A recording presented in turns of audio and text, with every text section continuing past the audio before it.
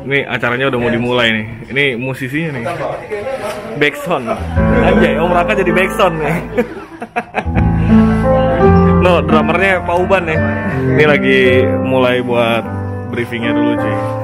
Jadi ini segmen di Yo Ngobrol.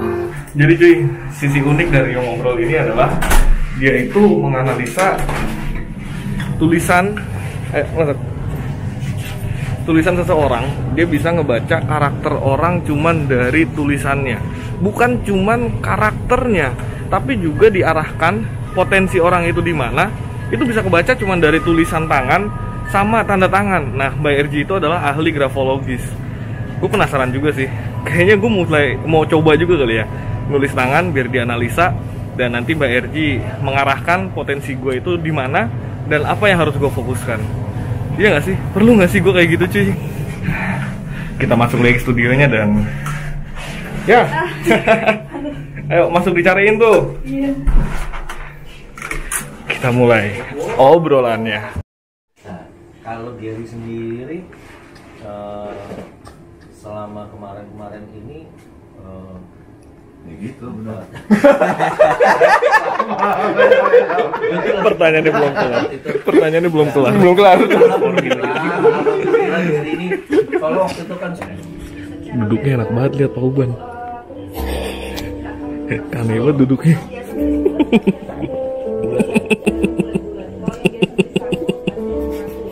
saya dulu kotak sih. Parah lu, orang tua dijailin lu. Tua enggak lah. Udah lah. Gila lu. Anak gue yang tua. Ini tua maksudnya nih. Mas Ari, lihat giginya coba. Nyengir lagi dong. Halo, sama sekarang. Nah, dia pakai aja, gue tahu lah. Emang apaan sih sekarang umur kita? Yang habis?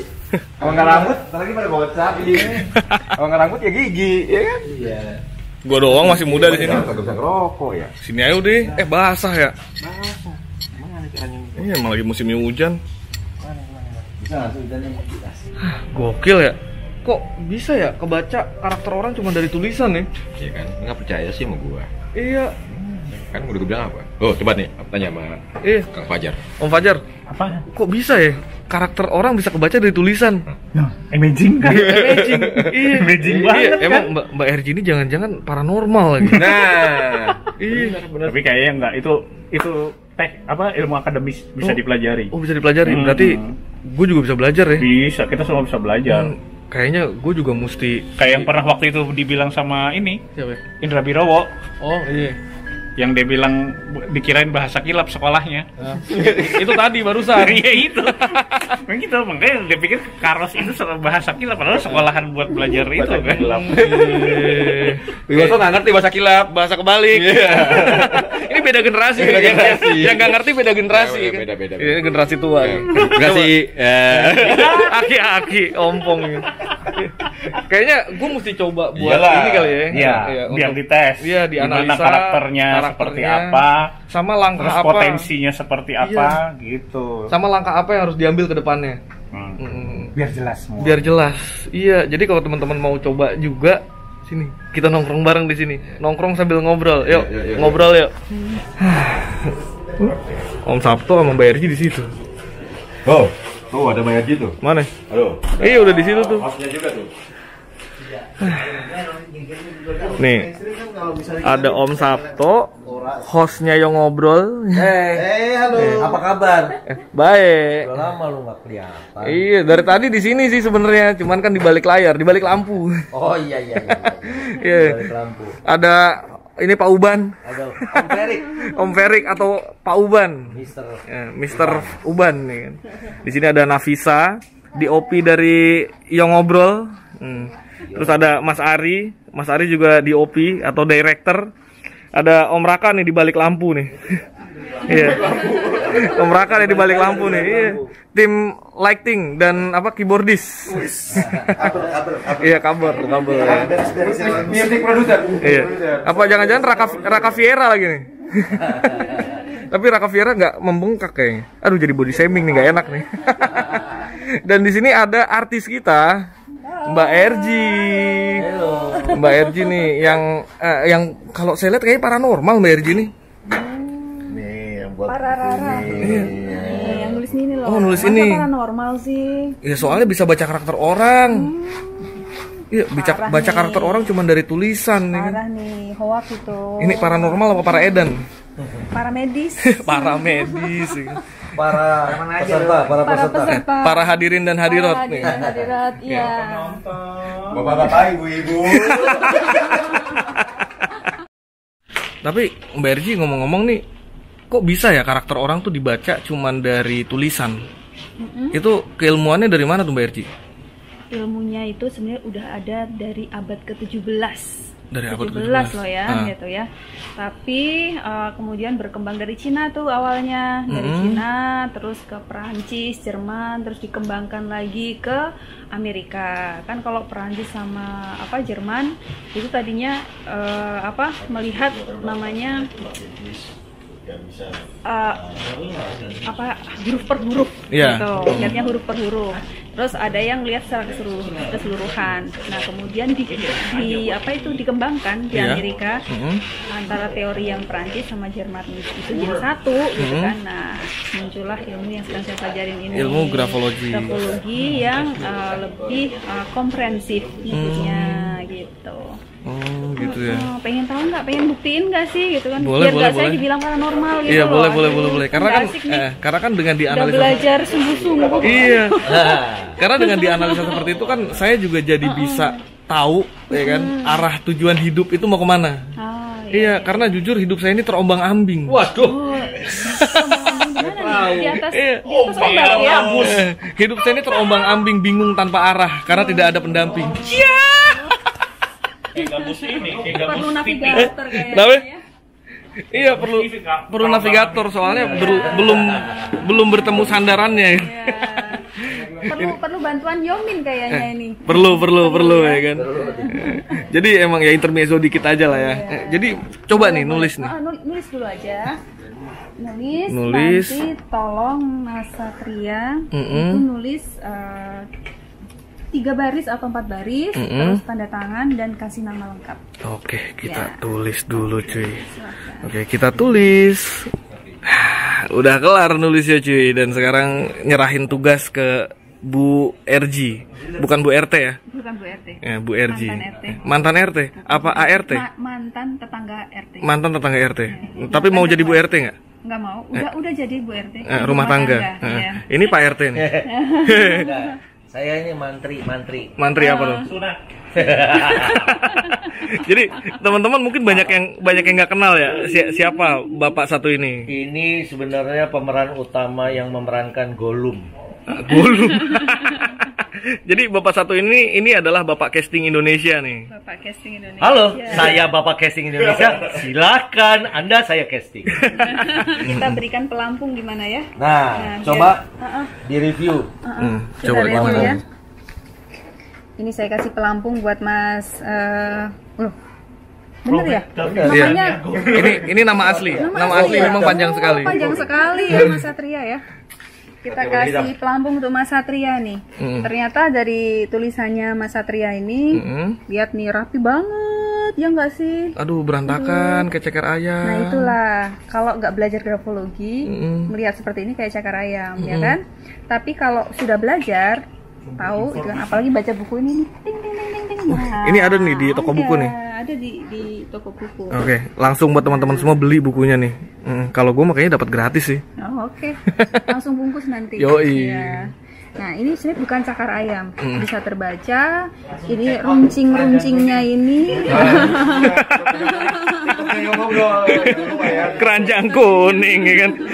Aduh ngerusak aja obrolan orang. Ya, yang dikatakan runcing-runcing tadi itu sebenarnya kalau interpretasi menurut grafologi itu bagus. Karena analitis juga, kemudian investigatif. Ini terbukti. Kan Mas Satria itu kalau misalnya punya ide, dipikirin dulu nih, bikin konsep gitu kan ya. Setelah itu akan belusukan kan, suka belusukan sampai ke sumbernya. Itu gambarannya bahwa memang Mas Satria itu kalau misalnya mempunyai ide, nggak cuman hanya dipikirin aja, tapi direalisasikan gitu kan, sampai ke sumber-sumbernya kan gitu.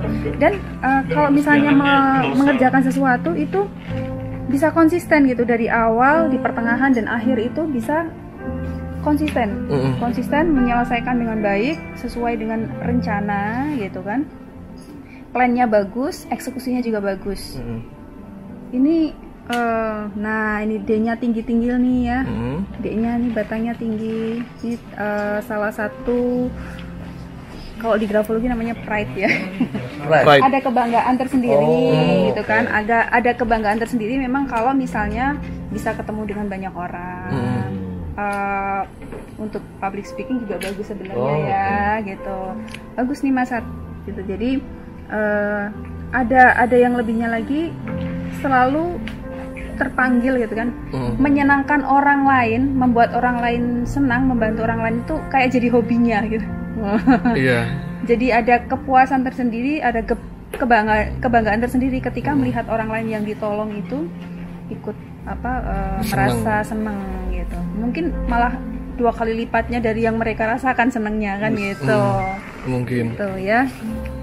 Terus pengen memberikan kesan baik ya gitu kan, katanya saya dipanggil konfut gitu ya, kontennya ya gitu kan.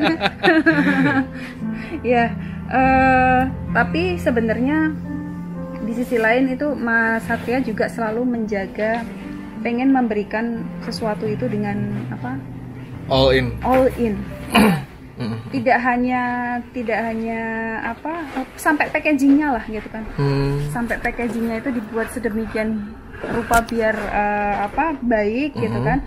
Orang lain ketika menggunakan juga sudah tinggal langsung pakai lah gitu ya gitu. Jadi benar-benar nggak hanya di teori, tapi benar-benar langsung bisa dipraktekin gitu. Yang lainnya rapi hidupnya. Kalau bisa diandalkan lah untuk konsepnya bagus. Bikin tapi konsep ide. Aslinya hidup saya berantakan tau. Berantakan ya, karena banyak ngurusin bergaul dengan yang gitu ya. Hidup saya berantakan aslinya. Makanya saya ngobrol sama Mbak Erji nih, lagi pengen mencoba untuk menata hidup supaya hidup itu tertata gitu kan. Itu tadi, kadang kan kalau misalnya sudah mengerjakan sesuatu itu kadang-kadang pengennya sebenarnya udah cukup sampai 10 tahapan aja gitu kan. Kadang-kadang masih pengen memberikan lebih lagi. Iya, terlalu gitu dalam. Kan, terlalu dalam. Ya, itu terlalu dalam, seperti itu kan menguras energi, menguras waktu semuanya. Jadi kadang tidak memperhatikan diri sendiri juga kan. Oh iya, itu juga yang dibilang berlebihan ya. Berlebihan. Over. Jadinya yang berantakannya itu bisa ngurus orang lain, nggak bisa ngurus diri sendiri. Perlu navigator. Iya, makanya diri sendiri terkatung-katung ini.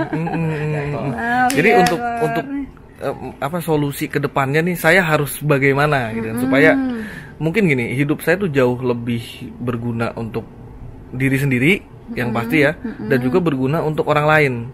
Karena kan sebaik-baiknya manusia itu adalah manusia yang bermanfaat untuk orang lain. Jadi saya harus gimana gitu.